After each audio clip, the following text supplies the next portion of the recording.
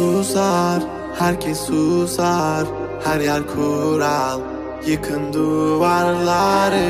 Uğra, yanıma uğra, bir yazı tura, bükelim tüm kolları. Koy koy yeni bir kat, onu da geçeyim iyi bir fark. Zoruna gidenin dili kurak, kapalı kapıya çeneni tak. Boş ver geri topla, verdiğin değerin dili olsa. Kalbimi vurmuş gidiyorsan, acı diliyorsan ve de biliyorsan. Kızgın güllerin üstüne düşmüş dolunayım ben.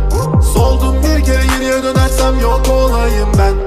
Koştum bir firara, beni ölmezsem yine ara. Kara kış gibiyim sobalara, bizi doldursun odalara. Kızgın güllerin üstüne düşmüş dolunayım ben. Soldum bir kere geriye dönersem yok olayım ben.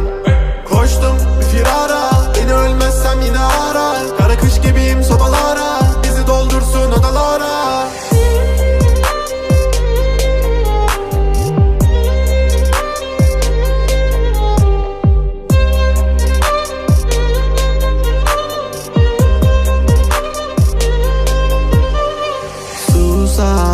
Herkes susar, her yer kural, yıkın duvarları. Uğra, yanıma uğra, bir yazı tura, bükelim tüm kolları. Normale döneceğim, hayatım versin istediğimi. Zorlama düşerim, şeytan duymasın dinlediğimi. Koy baba gitsin fırlavan, zorlama kadere trip atma.